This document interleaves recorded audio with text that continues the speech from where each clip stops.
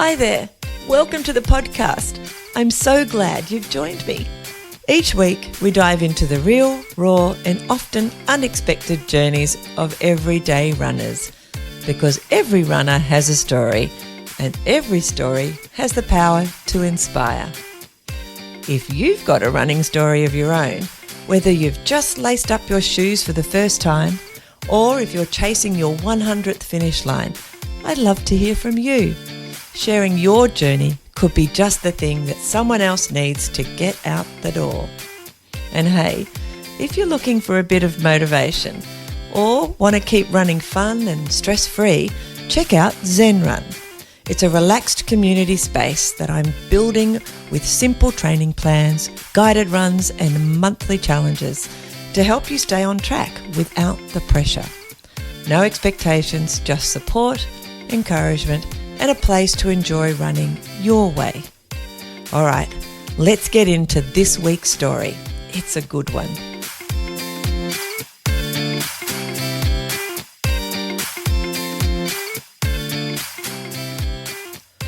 I'm so excited to introduce you to today's guest. And this is actually the first part of a two-part series with someone I met during the Delirious WEST 200 miler, John Herzfeld.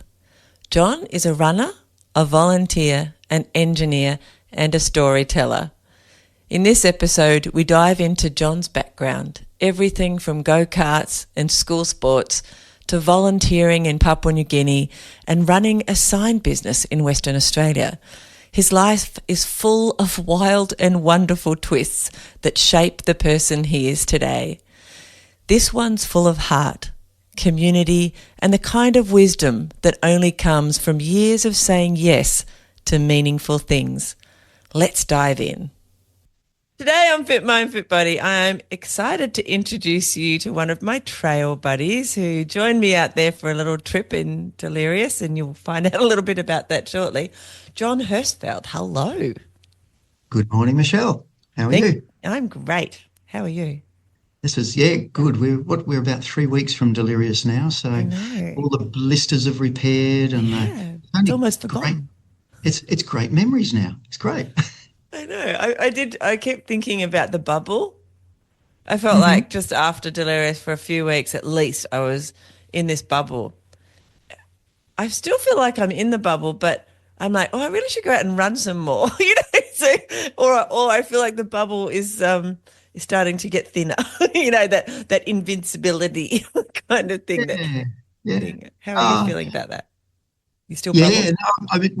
I've managed to be run director at Parkrun for the last 3 Saturdays, so that's kept me occupied on a Saturday. Yeah. And then we've been doing a bit of house moving and the like. So I've only done 2 runs since Delirious, but it was okay. It was okay. It took me a week to get over the blisters and be able to walk around properly. Yeah. So I've just done a couple of 3 and 5K runs, so nothing major, not like Kev and the others that I was listening to yesterday. They're crazy. They're absolutely mad. I've probably done 5 or 6, 5 and 6K, like nothing massive.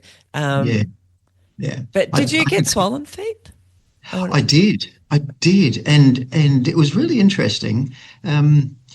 I've never experienced this before where yes, body parts swelled up. My feet were swelled. My fingers are still tingling. I still got that numbness in my fingers and a couple of toes. Oh, I didn't get that. I think it was about a week or 4 to 5 days anyway, that I got up overnight and had to pee probably 3, 4, 5 times. Now, I'm not normally a heavy drinker, and my son will tell me, Dad, you got to drink more. You got to drink more. Yeah. And I just you're talking about not alcohol, sorry. When you say not alcohol, no, just water. Yeah. When people say drinker, I'm not usually a heavy drinker. Yeah. So I'm just checking. That's good. Thanks, yeah. This overnight 5, go to the toilet really excessively, and so I think that was my body finally relaxing and all the fluid finally draining out and then disappearing. So that was something new that I've never experienced before. But maybe it's a 200-mile thing. I don't know. Yeah. So, yeah. That's so fascinating. Now, we'll come back to Delirious because, we had a little bit of the trail together. which was notable. And I'll say now, I apologise for taking you off the path. I don't know if you did or if we did, or I think we did it together. I don't think Did there it was any. Maybe we were just chatting. Yeah. We were just enjoying. Let's start, though, with your background. I wanted to get a little bit into who is John, where did he grow up, all of that kind of stuff I didn't find out when I was chatting with you on the trail. Yeah. All right. Well, I was born in Wyndham back about 60-odd years ago. Wyndham, which is in the north of Western Australia. I was going to say, I've heard of Wyndham. Dad was an engineer on the diversion dam up at Kununurra. Oh, wow. The Ord River. And so we spent about 5-6 years of just travelling around the state with Dad's jobs. So Wyndham, Exmouth, Waroona. So that was in Geraldton before they decided that once we got to school, we should settle down. Mm-hmm. So we moved back to Darlington, up in the hills of Perth, where Mum had grown up since the 1940s. Wow. So I went to school at Darlington Primary School. That was my first memory of running, was the annual school sports carnival. I would always be second to my other friend there, Ian White. He would always be first. I'd always be second every single year. Wow. That's about my only memory of running at primary school. I did try football once, and I had one game and I touched the ball once, and that was about as much as I got. So I wasn't a sporty person at all. I was more interested in riding bicycles and making hill trolleys and go-karts and that type of thing. So, oh, wow. Can you remember when you were at school what you thought about sports carnival and cross country? Because I assume, like me, you had to do those things. They were kind of compulsory unless your mum said, or mum or dad said, no, you don't have to, like they wrote you a note. Yeah, no, it was all I do remember was the annual sports carnival and swimming carnival, which I probably would have tried to avoid, I think. I did a triathlon once, and in the swimming leg, the first one, I was dead last. And then I did the cycling and running, and I managed to catch up. So I'm not a swimming person. Anyway, high school was just we did a few cross countries at high school. I enjoyed them, but it wasn't something that I spent a lot of time with. My teenage years were working at the local delicatessen and earning money so I could buy parts for my hill trolleys and go-karts. I'm sorry, you're going to have to explain. It might be a West Australian thing. What's a hill trolley? Hill trolley. It's 4 pram wheels and a bit of a structure and a seat on it, and you ride it down the hill. Okay, there's a go-kart. It's like a go-kart type of. Like a go-kart, but without a motor. Okay. Oh, so I would still call that a go-kart probably here. I don't know. I've never heard of the term hill trolley before. That's new. Thank you, Barry. Living in Darlington, we had lots of hills to ride down, and one time I actually rode it down to the Scout Hall, which was on the roads now, which you could never do now, but back in those days that was fine. Get away with things. Yeah. I don't know. One of my children here, he got into skateboarding a lot, which I guess is a little bit like a small. He and his friends a few years ago would go very late at night into the town where I live, and when there would be no cars around and no people and nobody watching them, and they would use the roads to go down the steep hills on their skateboards. I'm sure that's not uncommon. Yeah. I remember thinking, how naughty. I shouldn't tell stories on him. So siblings?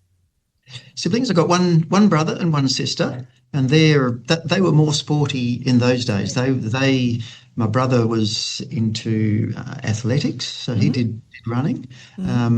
My sister was netball, I think. Yeah. So it was funny, years later, they still think of me as being the nerdy one and those two being the sporty one. But the thought of those two, even, their extent of sport now is going for a little walk. That's right. Walking to the mailbox. No. That's crazy. How are they, older or younger, or where do you feel? They're both younger. Yes, I'm the oldest, so I was always the one that was way more responsible than the other two. they're always getting stuck into me because I was always doing exactly what Mum and Dad had said. So Oh, yeah, good. I'm the oldest too, so I know yeah, that pressure. yeah, I'm the oldest of five, but yeah, yeah. I do Yeah. understand. Got to lead the way. Going this Mm. way and do the right thing. Were your parents sporty at all? Like either of them when you were growing Uh, up? Was it something you thought about? yeah, yeah. Well, Mum was a runner. She Yeah, did athletics. She often likes telling us the story of yeah, her athletics days and how I think when she got to uni, someone the you know in those days, men were the ones that did sports and the yeah. women weren't. Mm-hmm. And yeah, she beat the boys in a run once. So So that was the good. last time they talked about the girls not running. Um, I love it. but Mum has run a school since. Well, she's been a school teacher. Yeah. She is a school teacher, and she and Dad bought a school in the early '70s. So that was their life for a lot of the time was running a Wow. school. So that was as good as running, I think, with all the running around. She would always talk about running between classes and at uni, running between the Yeah. lectures rather Yeah. than walking. She didn't have time to walk. She had to run. So She was yeah. busy. Um, And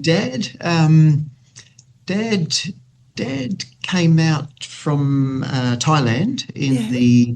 in the late '40s and went to Guildford Grammar boarding school, Yeah. where he did rowing there, and a bit of boxing, I think. But was always working in the garden. He loved building rock walls. He would be spending a lot of time in the garden and at the school. He would be building. He's got many rock walls left over there that he built over the years, and the classrooms that he built. And yeah, it was only in later years that I got him into parkrun. When he turned 80, his brother had died and his friends were dying. So I said, Dad, come down to parkrun. There's this great little thing down the bottom of the hill. And so at the age of 80, he started parkrun That's and amazing. got up to 246 runs before he passed away. That's But he amazing. he loved parkrun. That was such a saviour for his life. He would go down and do a training run or walk during the week, and then look forward to the Saturday with parkrun. A bit of a social and physical activity. Social, Yeah. physical, yeah, everything. All the No, he things. loved it. He Um, loved it. why was your dad in Thailand? It's Oh, sorry. He was German, and well, he is German, and they of course got chased out just before the war, being okay. being a Jewish family, Yeah. and the only country that would take them at the time, because it was towards 1939, Yeah. um, was either Bangkok or Shanghai. Wow. England wasn't taking any more. America wouldn't take any more. He was too old for Australia, so they landed on the ship at Bangkok and lived there for. Well, his dad passed away there at the age of 54, Mhm. but Dad was put on a ship at the age of 12 and sent out to Perth to go to this boarding school. So Wow. you can imagine these days putting a 12-year-old on a I know. ship to sail for 10 days or whatever it was. Have to change ships at Singapore and Oh come out my. to a brand new world in a boarding school. That's incredible. What an incredible story your family has. Just tiny Wonderful little, family. Yeah. tiny little scraping of the surface, and it's like, what? You don't look half Thai. My Yeah, no, brain. no. I don't understand. I'm glad I dug into it. There's obviously a big story there as well, John. I assume your Yeah. family has many. Well, starting from my grandfather, who was the general manager of MMA, the airline in Western Australia from the 1930s, to his work in United Nations. He won a United Nations Peace Prize just before he died at the age of 82, I think it was. Wow. Um, he and Grandma used to spend a lot of time looking after Aboriginal welfare. Yeah. Right back in those early days, he spent a lot of time with that. But they were Quakers, so their Yeah. their belief of doing rather than talking Yeah. came through very strongly in the family. Uh, Wow. So you have like a like Jewish and Quaker, like Quaker on your mum's side, Jewish on your dad's side, and well, when Dad came to Australia, and he started working up in the northwest as an engineer. He became Anglican, so he used to spend time. Of course, yeah. He would be a lay preacher in the Anglican church up in Wyndham, and he built a church. Part of his weekend work was to help build a church up in Wyndham for the Anglicans. Oh my gosh, you guys that's fascinating. Like these families who they've done so much, and the activity in the community has always resulted in, positive, I don't want to say change, but just positive experiences, and trying to help the community move along. Because I know that you've also spent a lot of time in Parkrun, which we'll get to shortly. But no, I'm very, very fortunate with my family because Mum's still doing things now. The community garden, alternatives to violence workshops, CWA. She's just endlessly doing things for the community. So that's sort of our guiding light in the family as to what we do and what we don't do. How old is your mum? Is that rude question? 89, 90 this year. And does she live independently? She still does at the moment. Yep. She's going through a bit of an aged care assessment at the moment. Yep. A few little issues with memories and things. Yep. But yeah, she still goes down to the community garden. She's still watering the garden. Wow. We have to drive her around now, but that doesn't stop her being involved and being part of the community. What a legacy. Amazing. Yeah. All right, now let's get back to you. This is where talking about you, not just your amazing family.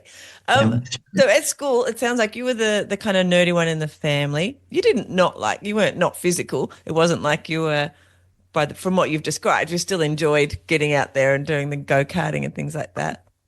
Probably cycling a lot because working in the local deli, I would always ride my bike down, and working there allowed me to buy a new bike, and so a lot of. I remember a friend Stuart and myself. We one weekend, during school holidays, rode our bicycles down to Mandurah, and we'd sort of laid awake at 3 o'clock in the morning getting ready to go. Then we got out on our bikes and the rain started, so we went back inside and went back to sleep. Took off sort of early sunrise, and by after sunset we'd arrived in Mandurah and stayed a few days.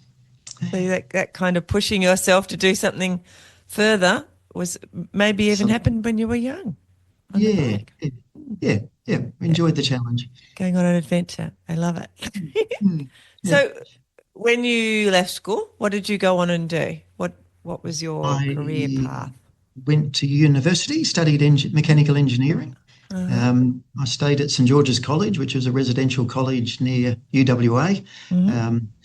The 70s had the college had become a bit of a party place, so we were trying to build the numbers up again. So they were taking in women, they were taking in other universities students. So I was about the third last person to go to college that with the empty rooms. After that, there was always a waiting list. So I was very fortunate to get in. Oh, that's good. And it was great fun. I loved St George's College. I spent more time at St George's than uni studying. I think I got involved with the running the laundry and looking after their bus and running the canteen. All my experience with working at the shops that I worked at. I ran the canteen there, and it was the first time I think the canteen had ever made a profit.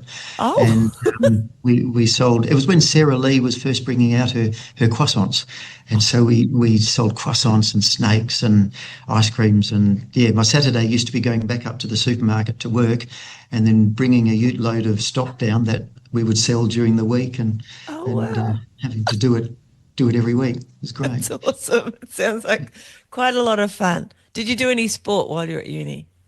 Is that a thing? A few cross countries. As I say, I wasn't good at team sports. The thought of throwing a ball or catching a ball or kicking a ball, I didn't have that in me. So it's funny you say that, because you seem like a team person. So maybe it's not the team element, is it? But you mentioned ball and those kind of skills that some of us feel like we're not as good at as others. Do you think it would be that rather than the team side of it, or? No, yeah, that's right. The team thing I certainly enjoyed. I was just telling my son this morning. I was just texting him a message of a memory of 16 years ago where he won his 100, 200, 400, 800 meters at school sports, and then only 2 weeks prior he'd been doing some tryouts for a national baseball team. I mean, 16, he would have been 12 or 13 at the age, and this had the potential of having a trip to the US. And he actually he actually got in one of two boys from WA that got into the national team. And so then it reminded me that in all his sports during his teenage years, I was always the team manager or driving him to training, and and that was my way of participation. So being involved that way. Team manager, yeah. It's like little athletics. I got my son and daughter into little athletics, and my joy was going there and doing timekeeping, being the team manager, just volunteering. And then for a year or two after they'd finished, I still kept going because I missed the social aspect of the volunteering. You must be really good at organising stuff as well. You must enjoy that. I mean, off the recording, you talked about Excel spreadsheets. so I'm assuming that that's something you enjoy as well. You get something out of that as well as the social side. I love organising something and seeing it come to fruition, and just looking at it quietly. I don't need to make a song and dance about it, but just looking at how something is running and knowing what to do. I joined the committee of row gaining back in about 2016, 17. And, volunteering was something with the Row Gaining Association that, people would plan their year around row gaining and their volunteering and their events. So at the start of the year, you could see the volunteer schedule would be full, so there's very little to do. But I could see this change over those 3 or 4 years that I was a volunteer coordinator, that people weren't able to plan so far in advance. And, it was getting to, okay, let's see what the weather's like in 2 weeks as to whether I was going to volunteer or not.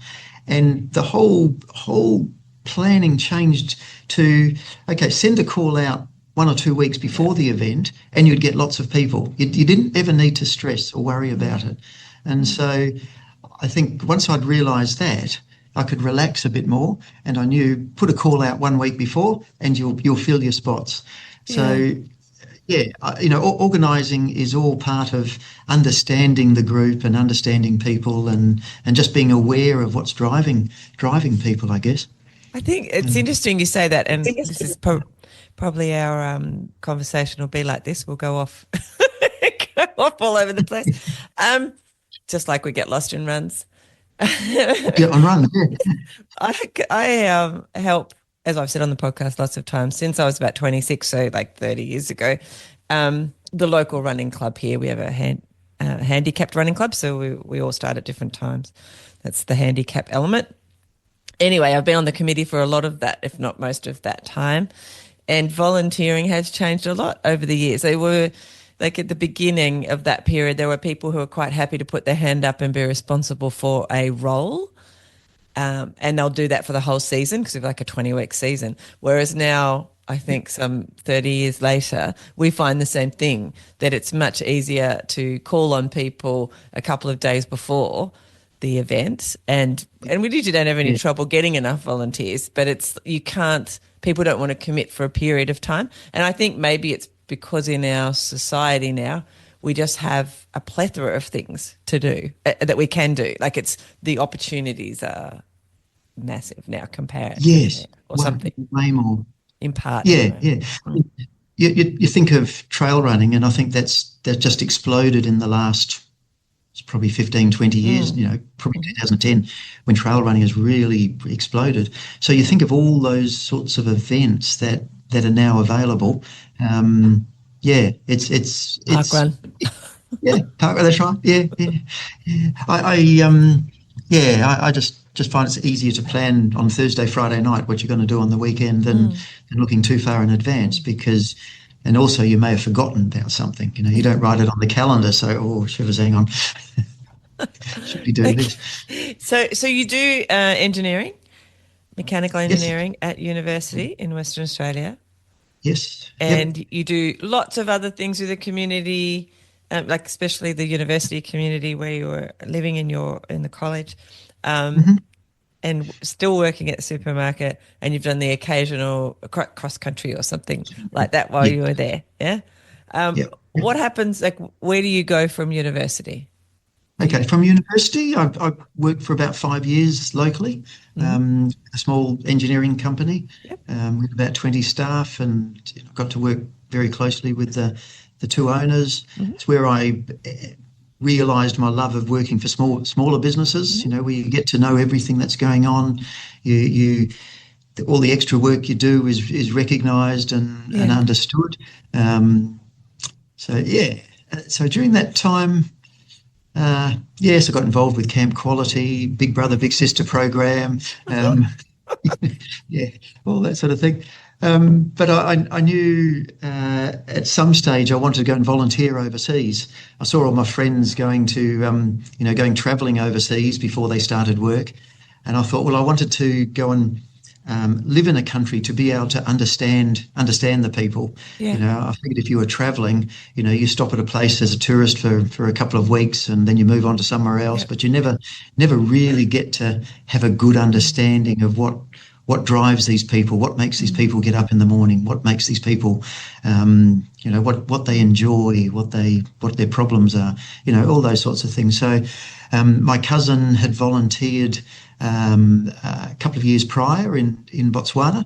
So, my vision of volunteering in an African country was, sort of what spurred me on. And so I put my application in. I had all the medicals. I had 2-3 hour interviews. It's interesting, the interviews that they ask, they say, what do you do if you get bored? What do you do if you get bored? And I said, well, I don't think I'll get bored. I don't think I'll get bored, yeah. But what would you do if you got bored? Come on, what would you do? I said, look, I don't know. I'd probably go for a walk or a... So, and they eventually rang and said, look, we've got a position for you in Papua New Guinea as a small business officer, I think my role was, in the Appropriate Technology Development Institute. In a town called Lae, or the city. It's the second largest city in Papua New Guinea. Yeah. To Port Moresby. It's on the north side. And I said, yeah, great. It's. I worked out that the land is actually closer to Australia than what Tasmania is, but that's beside the point. That's funny. So in 1991, I headed off to Papua New Guinea for 2 years, and. I remember doing a fun run, a 10-kilometre fun run in the first month or two that I was there, and the humidity, which we weren't used to in Australia. I sort of did the 10Ks and I finished. I remember writing a letter back to mum and dad, because in those days it was all letters and photos. I was going to say, you wrote a letter. That's so cute. And the description went something like, I finished this run. It was so hot. I had to go up against a tree because I felt I was going to have a 3-way explosion. My stomach was going to explode. I had to go to the toilet. I was going to vomit. I was just not used to running in such a humid environment. Wow. But went for a few runs, but because the campus was on a locked sort of canvas, they didn't really want you to be out walking too much at night. I found most of my sort of activities there were hiking, and pretty much every second weekend I would go bushwalking, hiking somewhere. There was the Lae Explorers Club, and they used to organise events every second weekend. But I used to go to a particular village that was about 50 kilometres drive along bitumen and about 2 hours drive up a switchback mountain in a truck, and then about 2.5 hours hike up a mountain. And I used to go there. In the end, I was going there probably at least once a month, and just enjoyed the friendship of this village who'd. It was way off the track, no roads in there. It was just this beautiful, sweet village of Kessingen. And the young boy that came from, the boy that came from this village that I got to learn about the village, he stayed with me for about 6 months because he was going to school in Ley, in the town. Yeah. So I got to know him well. And then, so I used to go up there. Spent Christmas, both my Christmases up there, 91, 92. Had Christmas. I got my first bout of malaria while I was there for Christmas in the first year, which was very exciting. Nearly overdosed on chloroquine because the aid post had got the number of tablets you take incorrect. So I was about to overdose on chloroquine. But yeah, I would take up Christmas presents and then the general hiking, I'd look forward to more and more luggage, more and more in my backpack. So Monday morning when I woke up, my legs would be totally worn out. I'd have to hobble to work, and almost became addictive. The addiction of sore muscles, sore legs, sore body. It's an addiction that you enjoy the repair of. A hint of what was to come in your life. Hints of what to come. Yeah. So Papua New Guinea was a great experience. I think back on it and all the transport variations. One day we're catching a helicopter into a village, and then we're hiking up a hill, and then we're going down the other side, and then we're following the river back down to the town where we started in a dugout canoe. And we'd be sailing this dugout canoe down the river, and there'd be a pig kill on the side of the river. So we'd stop and have a look, and they would invite us in.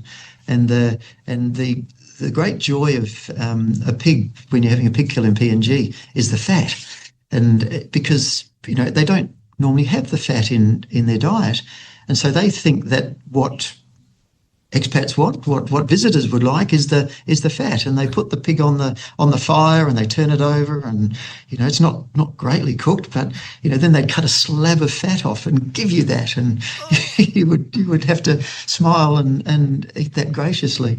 The Christmas in Kessingen, that they would have these concert items. And I'd have to participate in the concert items, where I'd dress up as one of the early arrivals, and they would be looking at me with their spears and sort of wondering what they're going to do with this new visitor. And it was just a lot of fun. Just a lot of fun. I learned a lot, and yes, I got more out of it than what I could put in, because my actual role was developing technologies suitable for villages and settlements. So things like sawdust stoves, bicycle trailers, just things that were appropriate. I ended up just telling someone yesterday that because you've got a university education, they think that you're a good teacher. So when I was there, that they didn't have an accounting lecturer, they didn't have a tech drawing lecturer. So I got those two roles as well as my real job. And that first year, round about May, June, the politicians had awarded themselves a 25% pay rise, and the students, being quite vocal about this, decided to start protesting.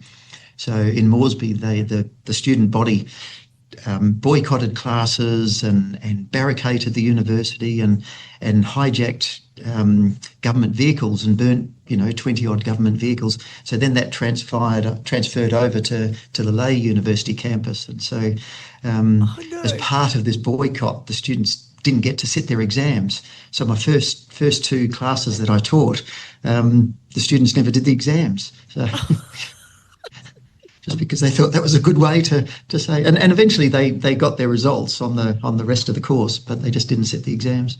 That's crazy. It's exciting. It's an exciting place to live. It's very exciting. Always things happening. Yeah.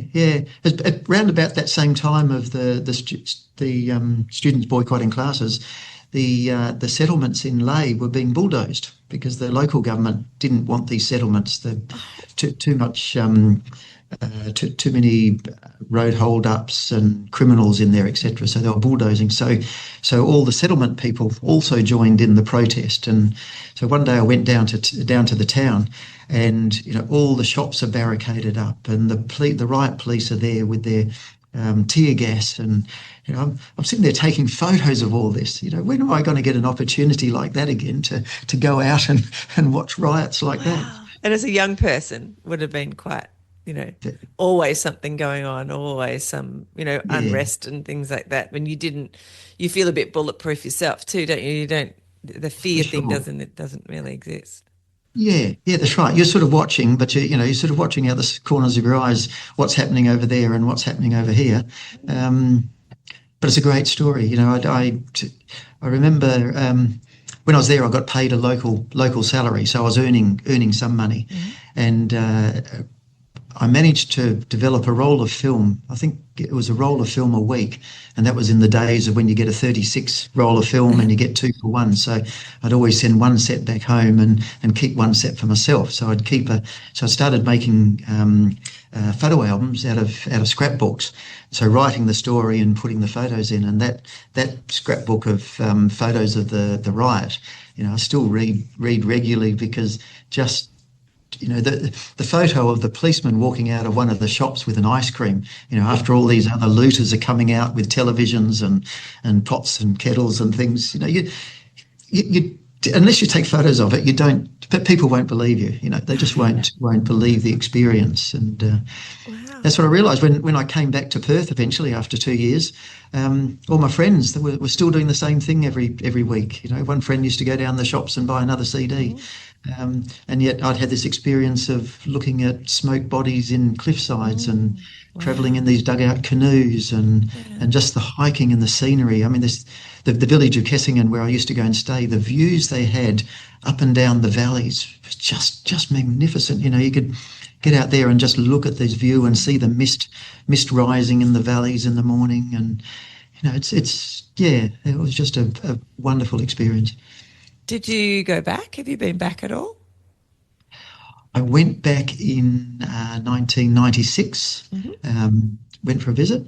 I've still got plans to go back. I would like to go back, just to go back to this village and see this young fellow Tara that he was the first member of this village to go through to high school.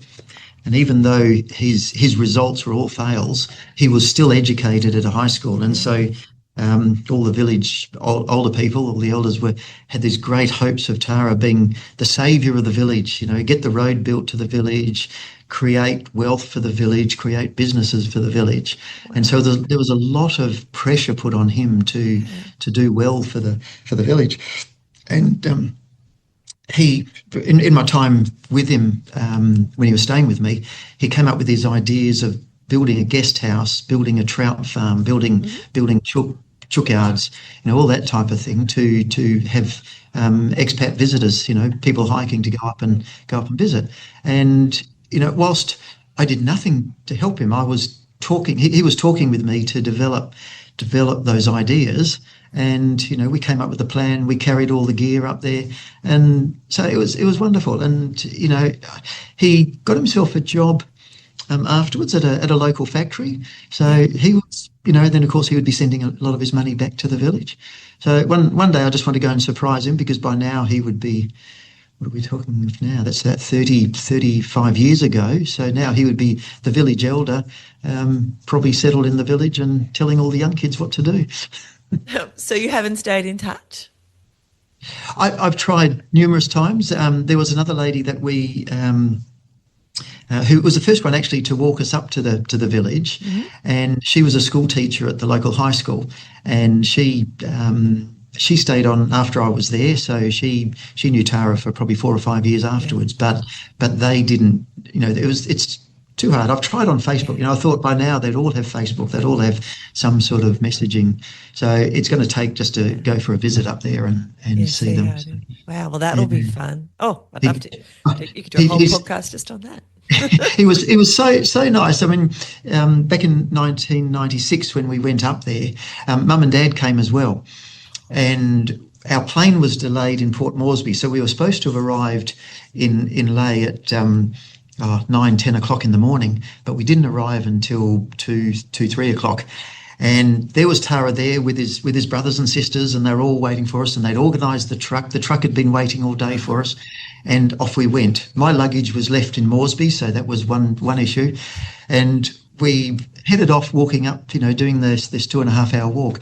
Mum was with us and started getting heart palpitations. Oh. And so she was stuck, we probably got halfway and she couldn't go on. And I had this thought in my mind, what do we do? Do we walk back down? Do we walk back up? So we just walked up slowly, and we didn't get up to the village till about 11:30 at night. And so we got into the village. They sat us down because we hadn't eaten. Mum hadn't had any food. We got to the village. They'd cooked us. The family had cooked us some vegetables and some meat and everything. And then Tara brought out this esky, and in the esky he had a tub of ice cream that he'd had from when when he was waiting all day, and because he thought that we wanted some ice cream, and he brought out this ice cream that was milkshake by that stage. So that was that's just how nice the family were. It was really nice. Oh, that's amazing. All right. What incredible experience. You came back, you went back to Western Australia. Came back to Western Australia, yes. Turn into a normal person then? Who, normal, not as involved? Well, no, I didn't. I'd met a lady up there, Rachel, who we started getting together, and she came back to Perth, about 6 months later. I went back to the same job I'd been at before I left, working for these two brothers. So life just sort of continued on. I kept saying I still had about a third of my scrapbooks that I had to finish off all the stories with, so I'd have plenty of time because I wouldn't be able to get a job. So I started work. I think I arrived home on the Thursday. I had a welcome home party on the Friday, and Monday morning I started back at work. So no rest for the wicked. And so those 10, 15 odd scrapbooks are still waiting there for me to finish off the stories. Yeah, yes, I know. I'm sure you will. So you went and worked back with the same small engineering company? Correct. Yes. Yep. So that worked there for another 5 years, and then Rachel came to Perth. We lived in Belmont. Then what's that? Then we had Robert in 1996. 1996 he was born. So then soon after that, what did I do? I then started my own business at one stage. 1997, I decided, as I'd always wanted my own business, and that was about the time I then bought a sign shop and started making signs.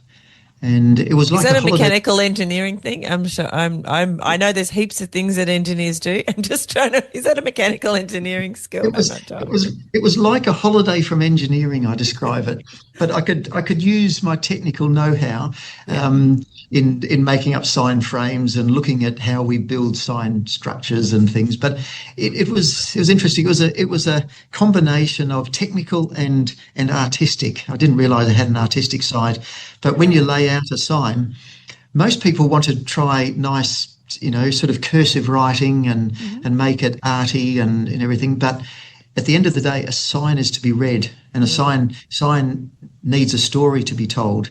And if you've got 3 lines of text on a sign, like a real estate sign, you need to make it read like 3 different stories so that it catches the eye, it's simple, it's plain and easy to read. If you want a piece of art, you would go next door to the picture framer and you could put it in a picture frame and put it on the wall. But if you wanted a sign to be read, then you needed to make it readable. It's amazing how much you see that, people trying to get really clever and, pretty and arty with their signs, and then you think, I'm driving past and I've got no idea what that says or when it is or why I should go, because I can't read it all because you try to put too much on there and it's too, the writing's too flowery and then there's too many pictures or whatever. Or they want to fit too much text in there, so the text is all small. Or they want to squash it up because they definitely want all that text in one line, so then it becomes unreadable.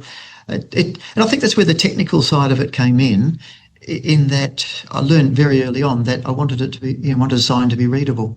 And I really enjoyed it. I loved that. I had it for about 6 years, and it was got to meet a lot of great people. I got up to about three people working for me. But at that stage, there were probably 6, 7, 8 sign shops just in our Midland area.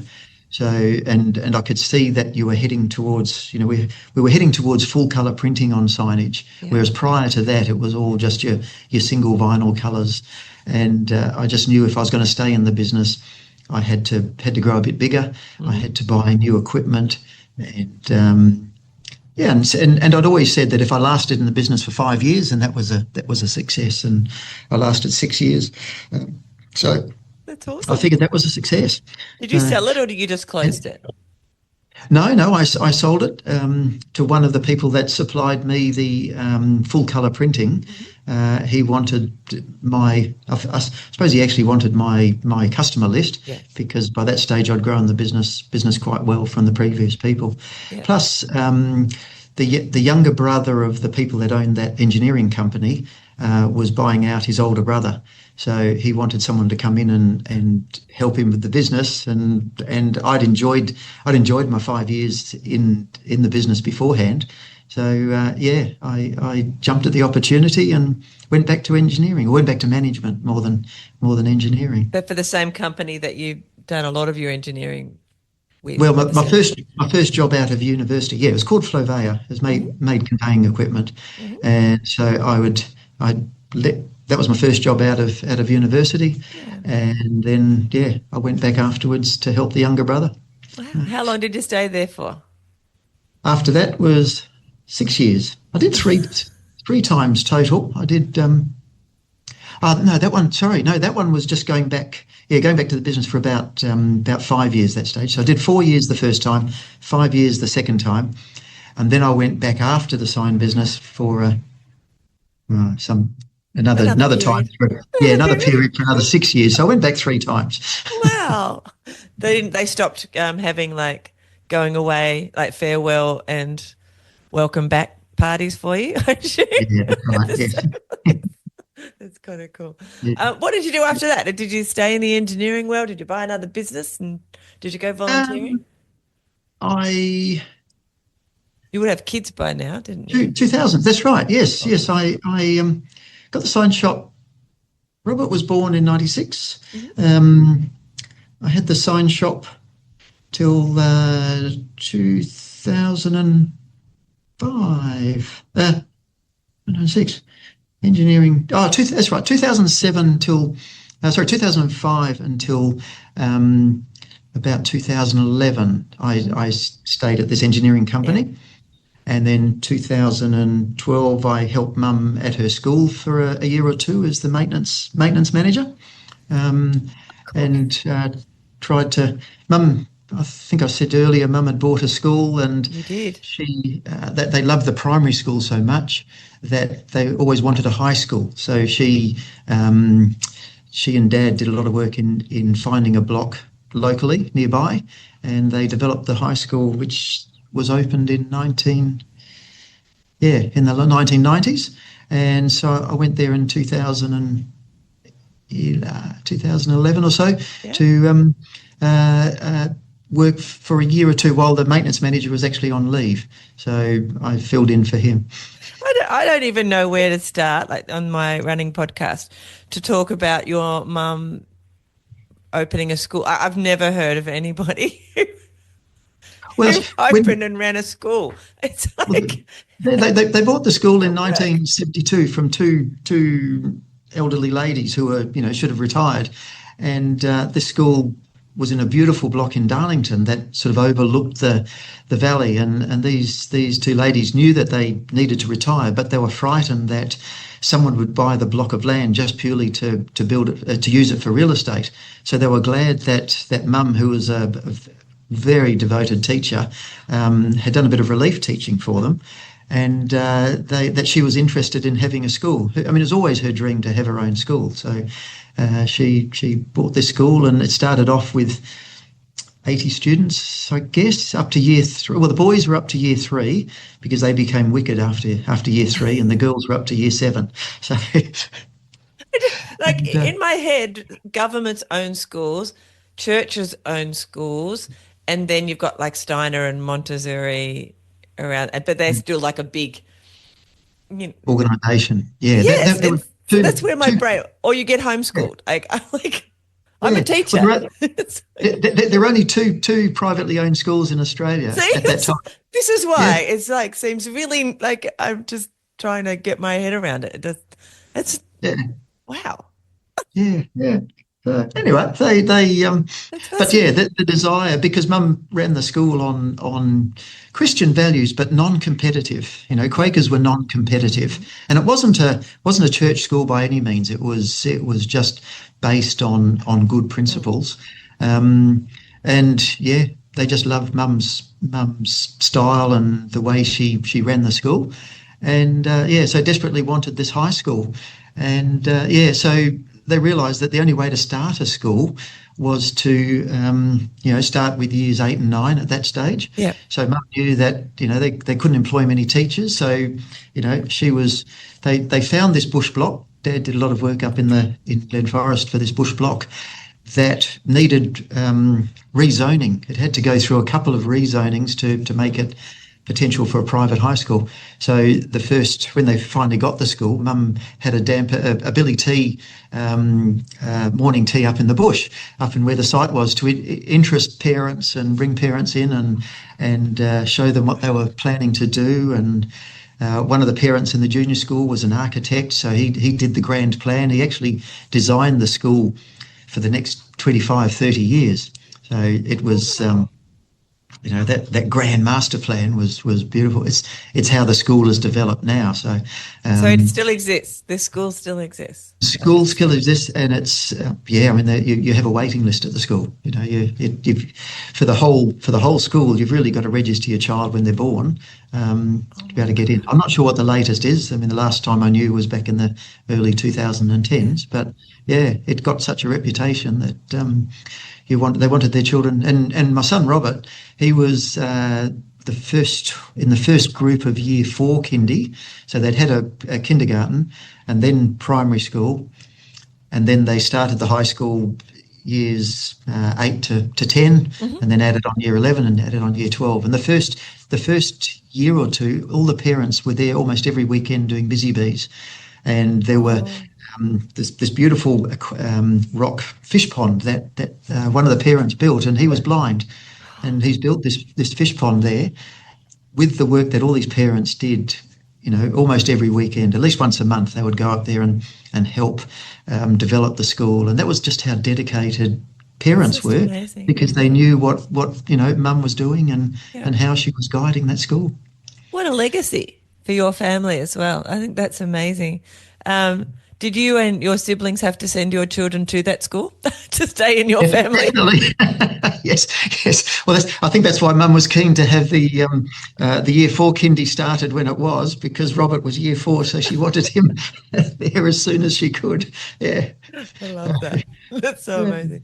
Wow. So how did we get to the school? That's just fascinating. It's still blowing my mind, because as a teacher myself, briefly, people would say, why do you want to be a teacher? And for me, it was like, if you can just help one child, then that's great, because you've had an impact on one person. To me, that the ripple effect from that is amazing. But to have impact on, by opening a school, the impact is like exponentially more massive. That's not even the right word. She has always been an educator. We'll always tell people she started teaching from about the age of 5. She would teach the neighbours' kids, and right from an early age. And the first year she graduated, she was sent to a mission that was west of Wyndham, up to a Forest River mission, and she taught there as a new graduate in this mission for 2 years, I think it was. And then she came back to the city after doing those 2 years of teaching, and taught in a local primary school. But after 6 months, she thought, this is all just too nice. Everything's perfect. The children are well behaved. The parents are so nice. And she applied to go back up north. She'd had the experience with the Northwest because her father was the general manager of MMA, the state airline. So he had a lot of experience with the stations up north. You know, they used to do the milk run all the way up to Kununurra. So she'd had experience with the Northwest. And they got she got a call from someone to say, look, we haven't got any other schools, but we want to start up a staging school for Aboriginals in Port Hedland. Would you be interested?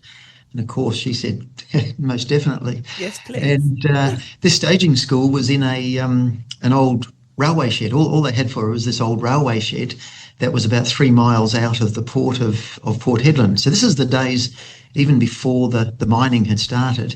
And all that was there was this Public Works Department shed that would house equipment. There was a railway line that went through half of the shed, and that's where they put her classroom, was over these railway tracks, because the trains just had to come through it. They didn't need to use that part of the shed. And so she tells the story of, you know, when a train would come through, they'd all have to pick up their desks and move the desks out the way for the train to come through and then sit them down again. And the first day she arrived, we've got the photos of this lineup of students that, that later on she found out were sort of from about the age of 4 up to 24, because this school was only supposed to be for primary school kids.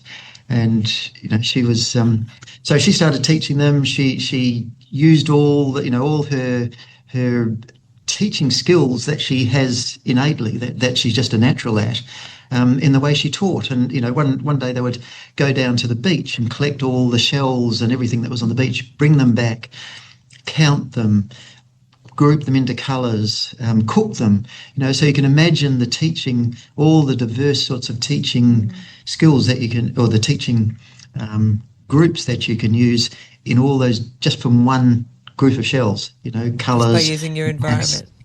Education, reading, storytelling, everything. Mm-hmm. She used to get she got the children to write, do drawings on a Monday morning. You know how we get kids to tell story on a Monday morning, what they did on the weekend. She would get them to draw pictures.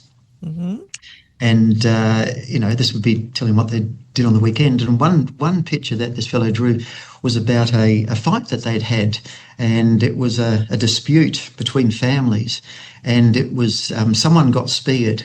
And so there's a picture of some bloke with a spear and someone, and so they had retribution, and someone threw back a boomerang, and that sort of hit somebody. So then they had to, a final retribution was the guy that threw the boomerang had to stand and get a spear put through him, and that was it just had to be. And so there's this picture of a spear and this leg that had blood coming out of it. So she's kept these pictures. These are A3 pictures that she's kept for years and years and years. And, you know, what are we talking about? Sort of 45, 50 years later, she's doing alternatives to violence workshops, which she got involved with about 20 years ago. And one of the people that's come along for these workshops has said, oh, well, my dad used to live in Port Hedland. And so Mum got talking, very interested, because it worked out that, you know, she was up there the same time. And they were talking more and more. And it works out that this boy that she was talking to was the son of the man that got speared. No. And he said to her that, you know, I always heard this story and I never believed it. And Mum brought in the picture and showed him, this is your father here. So, you know, this circle of life that I think is so evident in a lot of mum's life.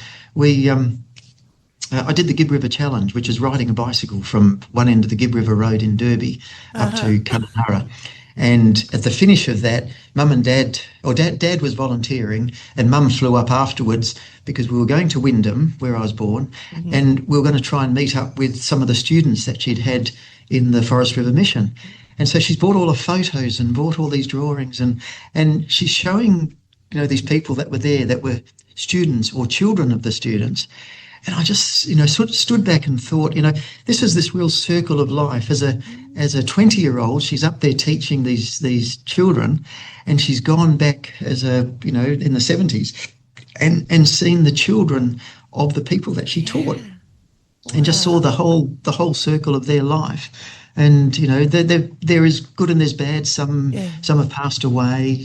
Some are famous artists, and Mum's got their original drawings that they used to do in class. There's, I really feel very very lucky to be in this family. This family that I'm at. It's just incredible. I don't know what to say. Anyway, except that, so you went to work at the school. That's where we started with the school, because the school is just a whole podcast episode by itself. You went there as the maintenance maintenance manager. Yeah. Yeah. And you were there for a couple of years. Mm-hmm. Yep. What did you do after that when he obviously came back, or she came back to their work? You? He came back. Then I got myself a job at a company making the water tanks and service modules for the mine sites up north. Okay. They were making. I went back there really because a friend I had employed a friend Daniel, who I'd employed at the conveying company. He had left them after I left, and got himself a job with this company making water trucks and service trucks. And he knew I was finishing up at the school, so he said, "Oh, look, that they need someone to order steel." I think it was just something different. I thought, right, yeah, well, I'll get back in the engineering world. Why not? And went back to order steel. And pretty soon after that, they could see I could sort of do things reasonably well. So I looked after the stores and the purchasing people, and sort of evolved into the business. And and I think I remember now, I started on about the 1st of August in 2012, and if you ever look at a graph of the iron ore price, iron ore was at a high around about that August time, and then it just crashed. And you sort of know 2014, the iron ore price. So I figure I single-handedly sort of caused the iron ore price to crash by getting myself into a mining industry job. So how long were you in that mining industry job for? I was in there for about 4 years. Then, see, I knew that. I knew that's not what you... So about 4 years. There's a pattern here, John. There's a pattern here. There's a pattern here. I forgot to tell you, back in about 2007, it's 2005, I did my first marathon. Why? Because I'd always said to myself, when I got to the age of 40, I was going to run a marathon. And by the time I got to the age of 42, I still hadn't done it. So I was living in Darlington at the time, and I was working in the community garden at the railway station, and we were on the Heritage Trail, which is a beautiful trail that goes up. That used to be an old railway line, and an old fellow came running down the track, a good friend, Michael. I'd known him for a few years, and I said, "Michael, where have you been?" He was jogging down the track, and he said, "I've been up to Sawyers Valley." I said, "How far have you run?" He says, "About 37 kilometres. I mean, and I think he was probably 60 or 70 at the time. And I thought, cripes, if he can run 37 kilometres, I should be able to run 42 without thinking too hard about it. So I registered for the Perth Marathon in 2005, and then I thought, well, I better start doing some training. And this is like your first kind of real of any sort of regular running, like you, Yes, I had run, probably 10-kilometre fun runs. I've done the City to Surf fun run and Round the Bridges fun run and that type of thing. And so I'd registered in 2005 to do the Perth Marathon. And Michael was my incentive and, my mentor at the time, And it's funny, years later at Parkrun, he's come along to our octogenarians park run that we organised. And I think he's still running, he's still running in his 80s. Actually, I think he was the senior octogenarian, being in his 90s. So, yes, I ran a marathon, and I'd been told at the time, this is how much training and knowledge I had of long distance running. I'd been told jelly beans was a good sort of source of energy to have. So at about the halfway mark, I had a couple of jelly beans, and I consequently, within about 500 metres, I threw up and vomited. And so I dehydrated seriously and spent the second half of the run running, walking, jogging, just trying to get back to the finish line. So I managed to cross the line at about 4 hours and 56. So I kept saying I got there under my goal time of 5 hours. So I was pleased I finished. Yes. So it was a bucket list thing. The marathon was a bucket list type of thing. Because it was like before you're 40, even though you did it just after 40. Is it 42? Yeah. And it's funny because of that childhood of not being able to kick a ball. I'd always worn glasses. I'd worn glasses since the age of 6. So the thought of playing football, the thought of playing any sort of ball sports, just wasn't my thing. So I think running was just always that simple thing. You could just get out and you could do it, and it was freedom. It was simple. It was enjoyable. So you just got to go a little bit further and a little bit further every time, don't you? Really? Yeah. So we did the 2005 Perth Marathon, and then about 2 months later, I took Robert over to see my friend in Tasmania who lived in Ulverston, and then we went to Sydney on the ship and did the Sydney Marathon. And Robert at the age was about 8 or 9, and he did the 4K sort of fun run across the bridge. And it was in the early days of mobile phones. So I left him as an 8 or 9-year-old on the north side of the bridge, and I was at the start line of the marathon. and I'd given him a mobile phone. I said, look, you've got to use this to keep in touch, tell me. And I kept running with his mobile phone and texting him, how you going?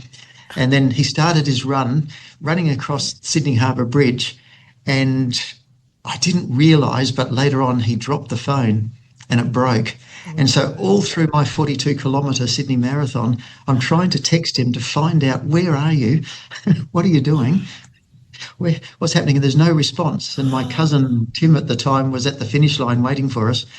And I said, look, Robert's missing. I don't know where he's gone. Can you look for him? So I'm panicking the whole way on my 42 kilometres, thinking I'm going to have to cut this short to be able to go and find him. I mean, what responsible parent would leave their 8 or 9-year-old child running by himself in a new city? With lots and lots of people, like hard to locate afterwards. Yes, that's right. Yeah. Anyway, it all worked out right. He'd found Tim, and I got to cross the finish line, and he was just scooting around on the scooter across the steps of the Opera House. Always. So you ran a couple of marathons close together. So you ran the Perth one, and then you went and did the Sydney one. Sydney, and did that in 4 hours 20. So I felt then I was improving. So yeah. So it was like, I'm going to do marathons now. I've done 2, just like that. Yeah. That's crazy. So back to your work thing, just briefly. I've just got to try and, because your work history is obviously very varied. That's the word I'm looking for. Varied, yeah. You did the mining that finished after 4 years. 4 years, yeah. And then I went into 6. Speaking about the sign shop, haven't we? Yeah. Yeah. And then I went back to the engineering the conveying company for the 3rd time, and then I went back to the water truck. Oh, that's right. The water truck company in 2014, they were looking at manufacturing. They were going to go in partnership with a company from Queensland and start manufacturing trucks in the Philippines. Okay. And so I put my hand up and said, yeah, look, if you need someone to work over there, I would love to work over there. So in 2015, I moved to the Philippines. Robert, by that stage, had finished high school, so I left him at home by himself to start university. So you can imagine the thought of leaving an 18-year-old at home by himself. By that stage, I'd separated from Rachel, and Robert was staying with me a fair bit of time. So he'd started uni, and I left him at home on his own. And then I went to the Philippines for 12 months and started up a business manufacturing the water tanks and other sorts of vehicles for both the Queensland company and the Perth company. Where in the Philippines did you go? in a city called Clark, which was an economic free zone, I think they called it. It's north of Manila, about 100 kilometres north of Manila, near the town of Papunya.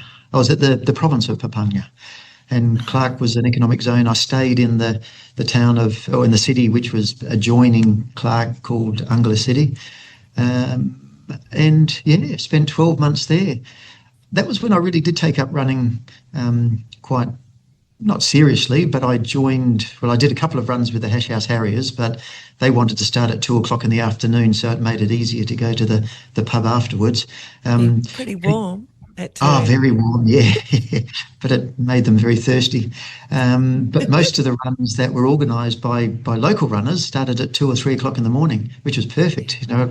Ran a half marathon. And it's interesting to run the half marathon over there, or any of those sorts of distances, you needed a full medical check. They were so strict on medical checks and making sure that you're healthy and everything. Sometimes it became a bit intrusive to try and do a run, but I did a couple of runs with them, and the thought of there's a couple of thousand people really on a highway there, because they closed highways to go for the run, at 2:00 in the morning was fantastic. And it's 25 degrees and it's 99% humidity, and I've always found running in humidity, in the heat, far more enjoyable than the cold. And it's something I don't know why, but that's strange. Running, I got used to it in Papua New Guinea. I got used to it traveling to tropical countries, and in Philippines was the same thing. Yeah. So whereas my son Robert, on the other hand, he just loves cold. He'll run in any cold country you can imagine. He doesn't like the heat. Too. I quite like cold. Running in the heat is a little challenging, I find, for me anyway. Yes. So you've done these. You did a bit of running in the Philippines as well. Came back to Australia after a year of setting up this company. I've run in the Philippines. I found it hard, not just because of the weather, but I've ran in Manila, which probably wasn't the most easy place to run. No, and then that's a trail run. We went to a wedding. It's still in the same island that Manila is, and that was in the country more. And it was more that everyone was staring at us and kind of like, "Why are you running? Are you missing the bus?" Or it was like, and then the dogs were following us everywhere as well, which was fine, but it wasn't like comfortable like we are used to here. When I've run in Asia, most places in Asia, I've found more challenging than running here. So it's interesting that you found, like a whole community to run. Yeah. And then probably if you're staying longer, you have that kind of, you find these people and you find these events and things that you can be part of. So. I think you decide what sort of life what makes you happy, and if you just go out for a run, which makes you happy, you find people that are also running, and you just connect, and it's a connection that I think is universal amongst the running community. So you came home after that? Came back. Yep, spent 12 months building rock walls and doing brick paving and building sheds at home. I took 12 months off. Yeah, you had a sabbatical? Had my long service leave that I would never get because I never stayed at business. I was going to say, I'm not sure you stayed anywhere longer than 10 years. 5 years is my time. It's amazing. Yeah. Even though I'll eventually do it, because two businesses I've worked at, I've done 10 and 15 years, but in different time slots. If you chop it up, stick it all back together again. That's right. Yeah. So 2016, spent at home, and then after that, because of this downturn of the iron ore industry that I'd created, the company that I'd worked for making the water tanks and service modules, they had a downturn where staff had dropped to, probably a quarter, 25% because of the downturn. All of a sudden they could start seeing the swing back up again. And so I went to see the owner and he talked about getting the band back together again. So he was re-employing people. So he said, John, if you want to come back, not a problem at all. So I started back with them, where I did another 4 or 5 years. Ended up becoming based in Perth. Based in Perth, yeah. Actually, all these businesses are all in the same sort of area, about 20 minutes drive from home. So very, very lucky. That's very handy. Yeah.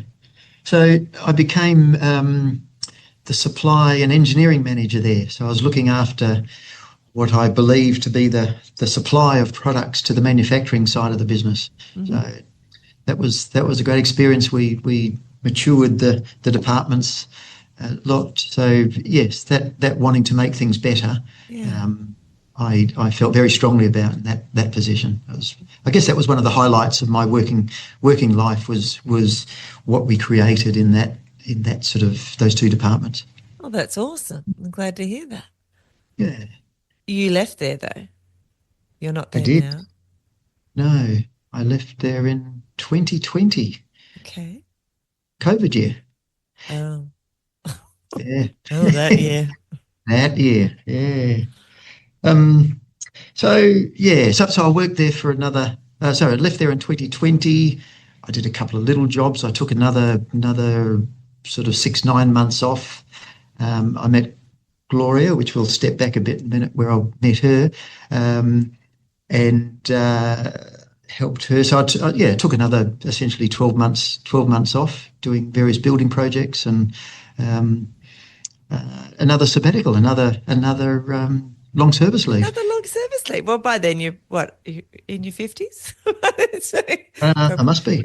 I think so. You probably deserve one. I think that works. Yeah, that's right. Yeah, that's right. I'm going with that. Yeah, I love that. Yeah. So you met Gloria. Yeah. Well, I met her. I volunteered for the WA Marathon Club. Just go back a little step now. I went in 2016. I joined Parkrun. I heard about this Parkrun thing, and 2012, when Claysbrook first started in Perth, I heard about Parkrun, but I thought 5 kilometre run. I've got to drive half an hour to go for a 5 kilometre run and then go home again. I could just go from my front door. I had no concept of what Parkrun was about, so I ignored Parkrun in 2012. But 2016, I heard that we had one that was only 10 minutes away in Woodbridge. Mm-hmm. So in about October 2016, on the weekend, I decided to go. It was raining. It was pouring with rain. I sort of looked out the window from bed and thought, no one's going to go to Parkrun. But I thought, I'll just go and see where they start from. So, just drove down the hill and went to start line, and there's all these people appearing. They're all going there. It's raining. In the rain. Why would they want to go? And incredibly, at about, when do we start? 8 o'clock. About 10 to 8, the rain stopped.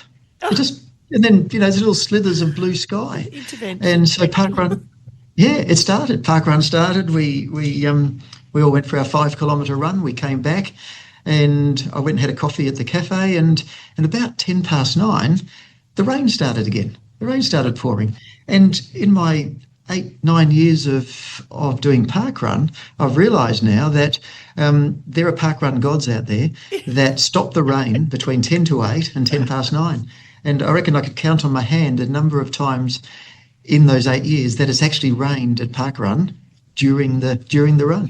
So it's wonderful. It's amazing. It's blessed. Obviously. Yeah, it's blessed. It is. Yes. So I started in 2016 in Parkrun. As I said earlier, Dad at that stage was his brother had died and friends were dying, and at the age of 80, I said, Dad, come on down to Parkrun. So I picked him up one morning and drove him down there, and I did it next week, and I did it for 4 weeks. And the 4th week he said, John, you do realise I can still drive, don't you? I can make my own way down. I said, yeah, but I just thought it was nice. We could drive down together. So from that 5th week, he's driven himself, and while he was still alive, he never missed a week unless we were travelling somewhere. Because I took him on that Gibb River Challenge, and I took him to Margaret River for the ultra run there. He racked up 246 runs, 246 park runs before he passed away. So, and everyone at Woodbridge just loved him, and he was the octogenarian. Years later, when I became event director for Woodbridge, I organised an octogenarians meet because he'd seen it on Facebook from England, and I thought, well, that's going to make him really, really pleased. So when I got a position of power, I organised the Octogenarians Day, and he loved it. It just, it was just one of those highlights of his parkrun days. Yeah, I love that. That's so good. So you met Gloria at some point in there? Is that? Yeah. So 2019, there was a call out from the WA Marathon Club.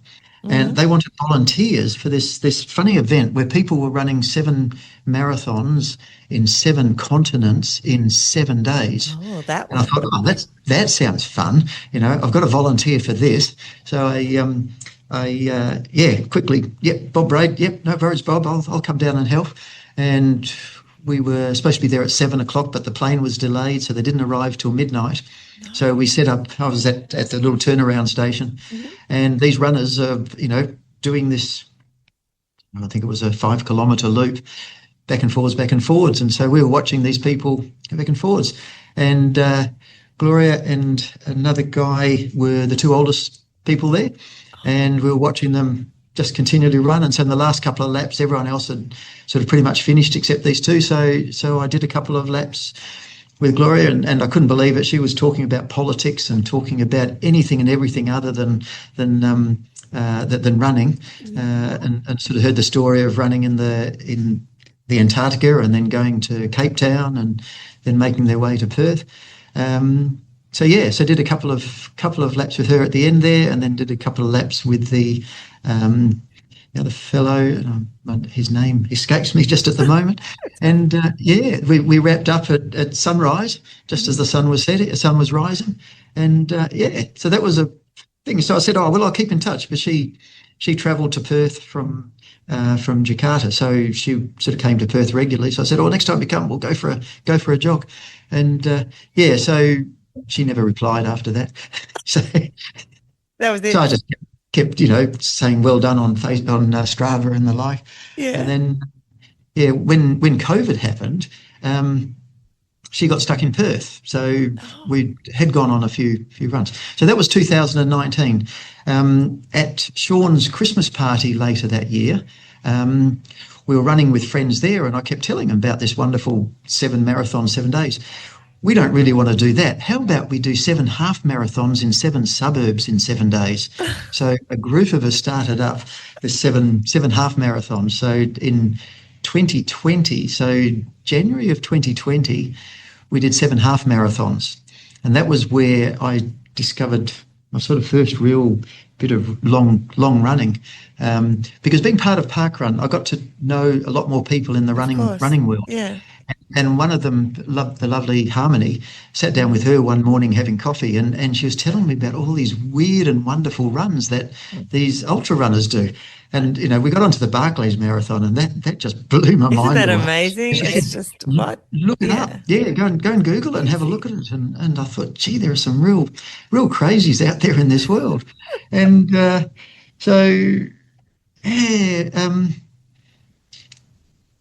So 2019, that's the other thing too. That's right. 2019, my son Robert did UTA 50-kilometre run in the Blue Mountains with a couple of his friends. So I flew over to just go and watch this.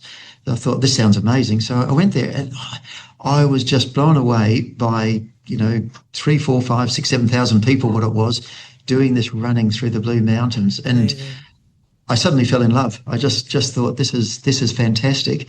And so in November 2019, when the registrations came out, I'm there on the computer at 1 minute past 8 when the registrations opened, and had registered myself for the 50-kilometre and Robert for the 100 kilometres. So he by this stage was getting into longer distance runs, and he was studying in Wagga Wagga. So he'd made a lot of good friends there who thought this long distance running was great. And by this stage, he'd pulled. He was still playing football at that stage. Yeah. So he was wanting to stay fit, getting into running. He's finding football was getting a bit of a dangerous sport from injury. So he went into running. And this UTA 50 was just incredible. I just saw, thousands of people that were just having this greatest time. The view was sensational. The view in the valley of the Blue Mountains there with fog, just like a cotton wool bed in this magnificent valley. You know, I just, I couldn't help myself. I drove to every single aid station and gave them their whatever they needed. I was there at the finish line. I was there at the aid stations, and just, you know, and I wanted to stay at the finish line. When he finished, he wanted to go back to their house and have some sleep. That's funny. So that's why I registered for that. And then, of course, 2020 came, and it was canned. They deferred it to October, but then I think that was cancelled as well. So there's a lot of cancelling that year. Yeah, there was. So by this stage, with all these lockdowns, I'm talking to Gloria a fair bit. We're going on a few jogs and going for a few runs. And she said, I did a couple of local 20 kilometres. So that year I'd found out about Ultra Series. Now, I don't know if you know about Ultra Series. Have you heard about them at all? I have, just recently. Just recently heard about it. Yeah. The first one I did, which is only just looking back on records, I did Feral Pig up in the hills. I did 50 kilometres on Feral Pig in November, and I think that was about the same time as a friend, Dave Clark, did his 50 kilometre as well. So, you know, this friendship sort of travels on a bit later on, as I'll tell you. And then I did Yabaroo only about a couple of weeks later. About a month later. The Yabaroo event had been cancelled from its normal sort of October, I think, to December. So they offered a 2 a.m. or a 3 a.m. start. It was beautiful, you know, middle of summer or start of summer, and starting at 2, 3 o'clock in the morning. And Yabaroo has this beautiful limestone paths, and you just overlook vast distance of land, and you watch the sunrise over the horizon. It's just spectacular. And so how far is Yabaroo? Sorry, I should know. 50 kilometres. It's a 50 as well. Yeah. So I did my second 50 kilometre within a month, of course, with all that magnificent training that I do. That's right. And so that was in December 2020. So I've done my two 50 kilometre runs, and Gloria says, "What are you doing 50 kilometres at UTA?" Because by that stage, UTA has come back on stream again for May that year. "You've got to do 100 Ks. I said, no, not doing 100 Ks. That's way too far. And she just cajoled me into it. And I eventually, all right, so I found someone who wanted to swap their registration to do 100 K. So in May 2021, I went over to do the 100 K at UTA. And finished in about, I think it was, 18 hours. It was a pretty long time. But it was the year that the locals even said it was the coldest that they remember. And I've taken a screenshot of my phone. Now, remember I told you earlier I don't do cold very well. Yep. And I've got a screenshot of the temperature that said temperature was 1.2 degrees, feels like minus 4.7. Oh, it sounds like Tassie weather. I'm layered up. I've got so many layers on because I know that this is just not going to be good for John. So off we went, and I loved it. Just really, and it was kind of enjoyed like undoing the rest, what was to come. Really, it was like a floodgate. Yeah.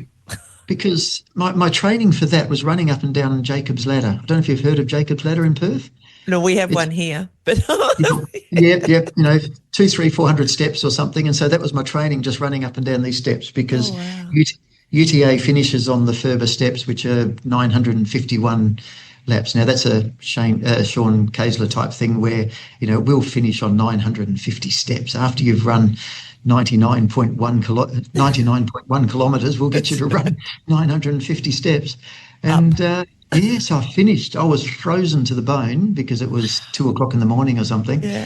I just sat around the fire for the next couple of hours trying to warm up, and then went back to the accommodation that I'd had and fell asleep for a couple of hours. So it's signed up for the next thing. Yes. A couple of weeks after that, I went to Brisbane. About 3 weeks later, I went to Brisbane and did the marathon, and it was the best time I'd ever have had for a marathon, 3:46. Oh, wow. So, That was 3 weeks later. So I realised then that training actually might be a good idea to do for these long runs. So a couple of weeks later, once I got back to Perth, I thought I should do some proper training. So I rang up Glenn. You know the famous Glenn. I do know Glenn. He's the one who loses his pumpkins on the trail. That's right. Yeah, his pumpkin's gone missing, and he's going to be kicked out of. I know, it's terrible. They're going to knock him out, aren't they? So So you signed up. You got a coach. I got a coach. I thought I better do this properly. Now, I was a really poor student because, I just didn't do training well. But that's what I've heard about you, John. I've heard from a good source that you don't train. Oh, no, I train. It's all mental. I learnt a lot from Glenn, though, and this is what I like, because at the same time I started training with Glenn, I also did nutrition with Gabby Villa from Intense Heat Fit. And so between the two, whilst I was a poor trainee, I learned the theory of proper training, what you need to do with training in slow runs and hill running and sprints and a few things like that. And with food, I learned, how many carbs I needed and what sweat rate I had. And so I learned the theory, and that's what I was always sort of out to understand with people that coach you. Yeah. So for about 12 months in 2021 it was, wasn't it? Yeah. With that, and that same year in July, after the Brisbane Marathon, I did the Kalgoorlie Pipeline Marathon. I went to Adelaide in October and ran a 64-kilometre run, the semaphore 64-kilometre, and I got a podium finish. Can you believe that? That's so awesome. Little John, who is usually right at the back pack, he's a middle to end of pack type person. I got first place because I found out later about 6 or 7 people running this, and the other people that were doing the 64-kilometre run had just done a 48-hour run the weekend before, so they were still a little bit tired. But I'll take the podium. It's okay. That's awesome. No, that's fantastic. Congratulations. It's recorded. It does sound like you got very into running quite quickly. I did. 2021, so COVID year training and the like, and 2021 I did a couple more marathons, did the Perth Marathon, and then in November 21 I did Feral Pig again, 100k, and that's where Dave Clark, again, he and I, we've done the 50 together, now we're doing the 100k together, so we're sort of keeping up with each other. There's a theme here. And then, a couple of weeks later, there was the 6-inch trail, which I know everyone was doing last year when you were talking to your podcast people. And so I did the 6-inch, and love that. And then I did this crazy run in January the next year because I flew to Jakarta with Gloria, and they were the days of COVID quarantines. And of course, you hear about everyone doing their hotel marathons, haven't you?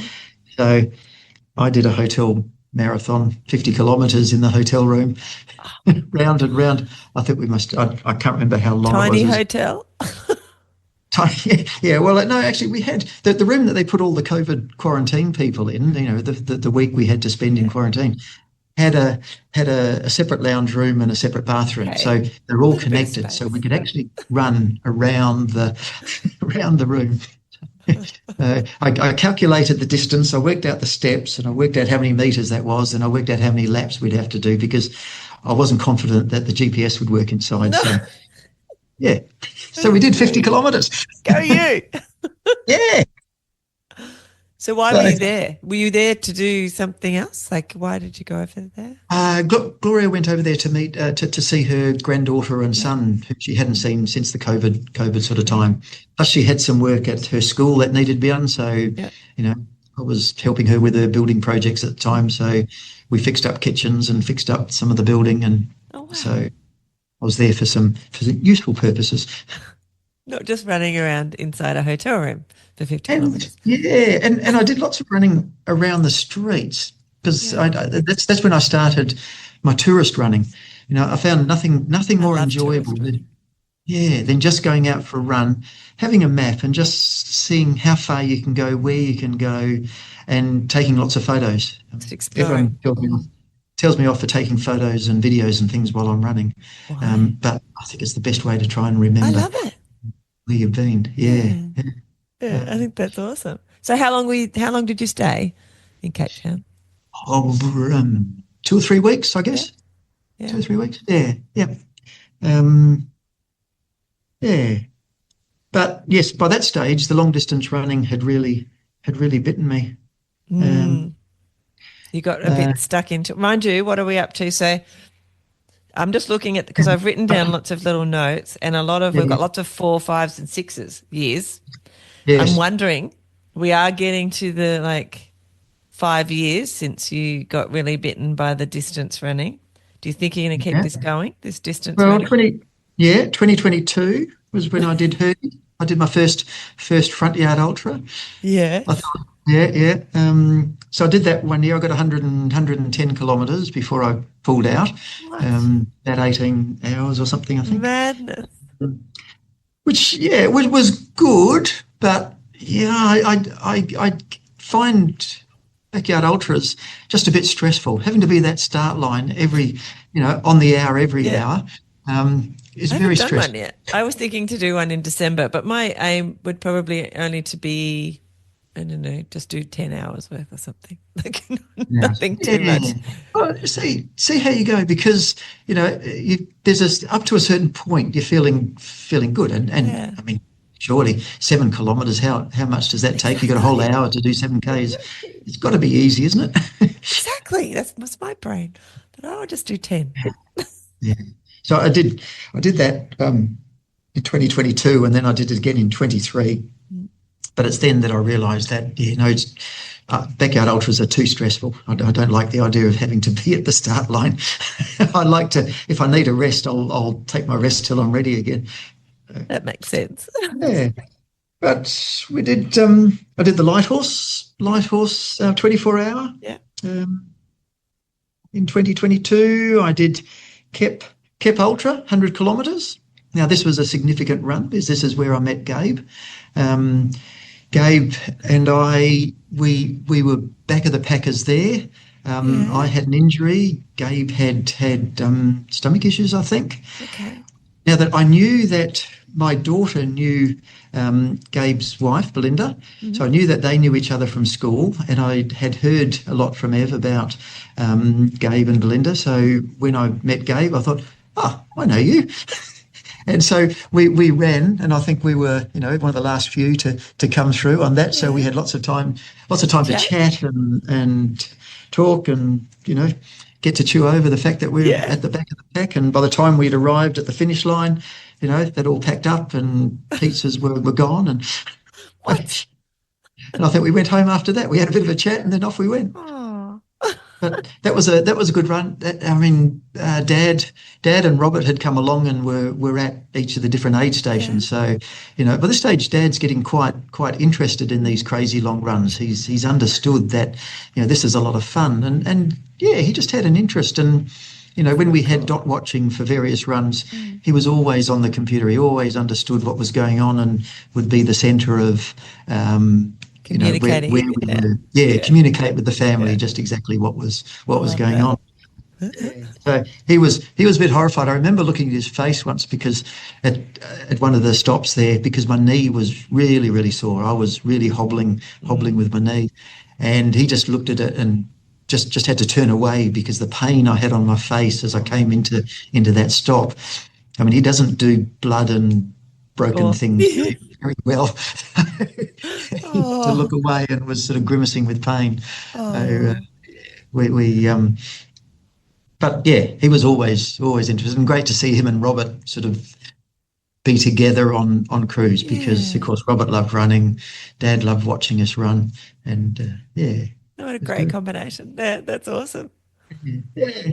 And then I finally did the Feral Pig 50K in 2022, but I was about to turn 60 in 2022, and I'd done my 100K, I'd done my 50Ks, I did my 100Ks. I needed to do 100 miles. So Robert found this great new race called the Cosy Miler. It was a UTMB event, and the Cosy Miler ran up to the top of Mount Kosciuszko, down to the flats of Jindabyne. So sadly, I couldn't do one of Sean's runs, but I wasn't in the right sort of stage at that point to do a miler. Yeah. But Cosy Miler. Sorry, I have to go back a step here because I'd also registered for Tarawara Miler. In New Zealand. In New Zealand, yes, at the start of 2022.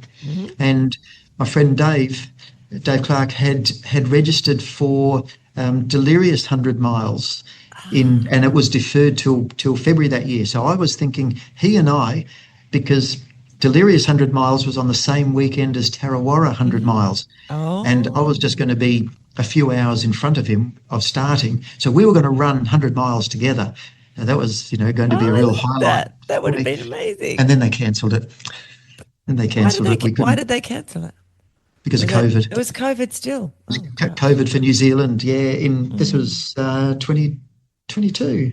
Maybe 2021. Yeah. Anyway, 2021, 22. Yeah. Anyway, it doesn't matter. So Dave and I were supposed to be doing that together. So I was very disappointed because he managed to finish his 100 miler before I did. So that's why in 2021 I did Feral. Cosy Miler. That's right. So I was going to turn 62. That's it. Going to turn 60, and I wanted to do a miler before my birthday. So the finish line was on the Saturday, and my birthday was on the Sunday. So Robert also hadn't done a miler by that stage, so both he and I registered together, and we were going to be running the 100 miles together. So that was a real nice thing. I love that. And so we ran the 100 miler. Robert did it in, 22, 23, 24 hours or something. I took about 34 hours. So he was well rested by the time I got back. Well, you had someone there to look after you when you finished. That's right. Yeah. And it was a bit of a sad time at that moment because Dad had been diagnosed with emphysema earlier that year. And at a park run just a couple of weeks earlier, he had realised that he couldn't do another park run, and he ended up in hospital. He was in hospital when we were running the Cosy Miler, so it was a bit of a sad period. Yeah, but he was still there. But it's it sounds like your father has had an amazing journey with you as well. Yeah. And I think it's in later years that the park run and the running bonding, which I mean, he wasn't a runner. He I remember him doing one or two jogs when I was a child, but not much.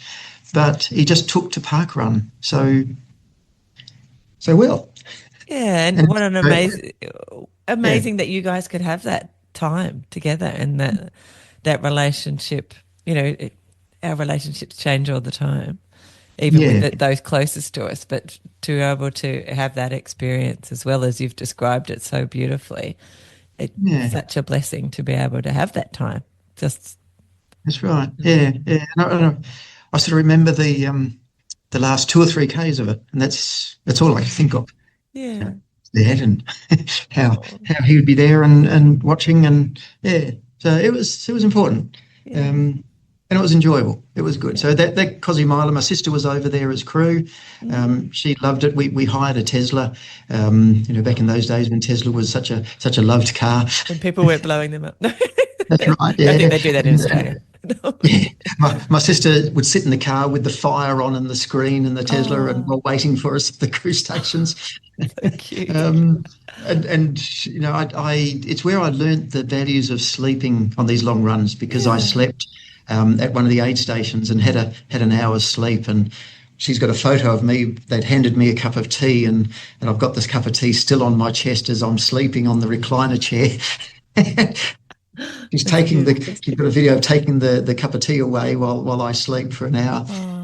Then the dirt naps, I'd sit on the side of the track for the last bit. So I worked out that, when you get to 100 milers, sleep becomes really important. I think for 100 kilometres, nutrition is important. Mm-hmm. You know, you could run that on minimal sleep, but once you get to 100 miles, sleep becomes really, really important. And this is what I've found on each stage of a longer distance. There's different things that become important. And, you know, fluids up to the 50 kilometres is important. Yeah. Nutrition, food and fluids are important up to 100 kilometres. Sleep, nutrition, everything becomes important in 100 milers, and probably 200 milers as well, as we'll work out later. Yeah, I wonder. I wonder what else. What else you could add to that is what I was thinking. Once you get to 200 miles, I don't really know. There's lots of things, isn't there? Yeah. As we've learned. Yeah. That's right. So, 100 milers, I finished. I was pleased. I couldn't stay awake long enough to go out for dinner that night, so they just left me in bed. When they came back 2 hours later after having a nice dinner out, of course, Robert had already had a sleep and my sister was well rested. Yeah. You know, I came and I was still laying prone in bed in the same position I was when they left. So. And, you know, I go back to the hiking days in Papua New Guinea, and one of the things I loved about long hikes and long runs was that ability just to be able to justifiably sleep for as long as you wanted after an event like that. You know, nobody could say, wake up, hurry up, wake up. You know, you could justifiably have as long a sleep as you required, and nobody had any rights to come and wake you up. So I love that sleep because it was totally dead sleep. You know, you didn't move while you were asleep. You'd wake up, and you know, I'd always find myself in the same position as when I nodded off. That makes sense. So then, the next few years, you just continued to collect events. Collect runs. Cozumela, Tarawara in February. So I did December. I did Cozumela, and then February, because it was deferred from the previous year, was Tarawara Miler, and of course the course was changed because they'd had landslides, so I didn't do the usual course. That just means you need to go back, apparently. Bit of a pattern. I've got to go back. That's right. Yes, yeah. And then in March I did Herdies again. Only did about 70 kilometres. So I only did about 10 hours. 10 hours on that one. And the only other run I did that year was the Perth Marathon. I dived into a bit of a downward spiral with running. I think because I had done those 200 milers within sort of a month or two of each other, and had done 100 kilometres prior to that, and a few other things. I think my body was sort of worn out and exhausted. So for a period in 2023, I really didn't do any major running. You just park run, man. Just park run, yes. By that stage, I was I had become a run director at Park Run, and a little bit later I became the event director. So, Park Run sort of became I just think Park Run is just an incredible concept, and it's got so many people into running. Even the friend that I work with now, he's never run in his life, but I've cajoled him into coming along to Park Run, and I've got his wife to come in as volunteer, and now it becomes something for them that they love. So Dinesh and his wife Reshma, they never thought of running before in their life. They've come from India, and of course running over there is non-existent. It's cricket. You've got to go and play cricket. That's all. Yeah. And but now he's enjoying Park Run. That's awesome. I love it. Thank you so much for tuning in to part 1 of this special 2-part chat with John Herzfeld. Next time, we'll be diving into his Delirious WEST 200 miler experience. Think 96 and a half hours of grit, beach storms, dot watching madness, choc milk, recovery tricks, hallucinated caravans, and a finish line moment that brought the house down. Trust me, you do not want to miss it. Make sure you're following or subscribing so part 2 drops straight into your ears. Catch you then. Thanks for listening. I hope today's chat left you feeling just a little more inspired to get moving, whatever that looks like for you. If you've got a story to tell, please reach out. I'm always looking to share more real running journeys that can lift up and encourage others. Whether it's a little win, a big goal, or just why you run, I'd love to hear it. And if you're looking to keep your running fun, motivating and totally stress-free, have a look at Zen Run.